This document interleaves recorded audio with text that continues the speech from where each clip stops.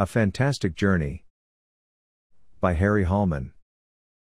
I just returned from a fantastic journey, a journey so far away, I can't explain it in terms of miles or kilometers. It was strange, very strange, but also exciting and so enjoyable. The thing is, I didn't have to travel at the speed of light, invent a nuclear-powered machine, or dig a hole to the center of the earth to get to this wonderful place. All I had to do was lay back on the overpriced chaise lounge my wife had just bought and close my eyes.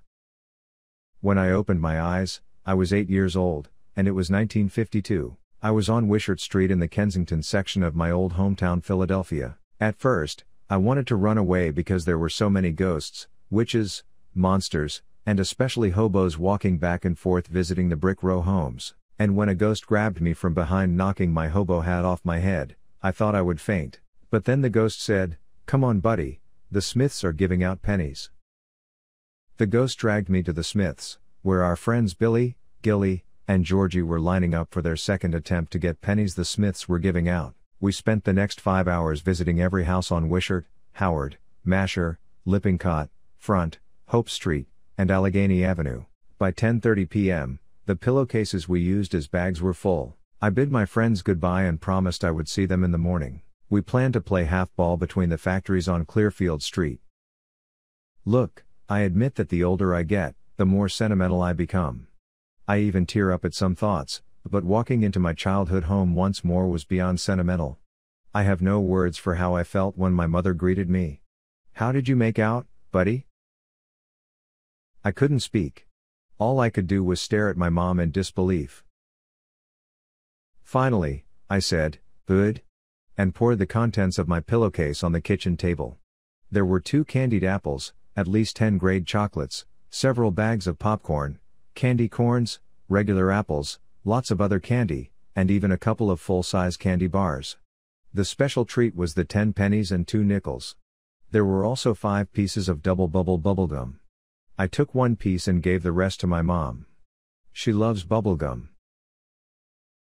Just as I was putting my haul back in the bag, my big brother Bill came banging through the front door. As he passed by me, I cringed, expecting to get a slap on the back of my head, but he was in a hurry and left me alone. He emptied his overfilled pillowcase on the table and said to me, "If you take even 1 candy, you're dead." Bill started to leave, and my mother asked him, "Where are you going?" Bill, now 12 years old, set out to get more candy. "I'll be home at 12. Then he slapped me on the back of the head and rushed out the door. As soon as he was gone, I took 2 of his grade A candies, out of spite, and ate them fast.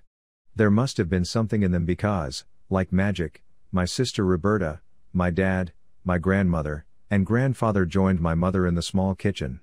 It was as happy as I have been for a very long time.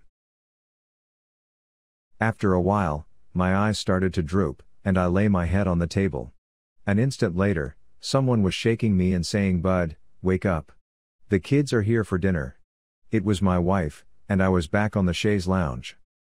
Okay, I'm coming," I said. I wasn't sleeping. I was just resting my eyes. Then I sat down at the big table where my son, his daughter and his girlfriend, my daughter, her fiancé and my wife were sitting.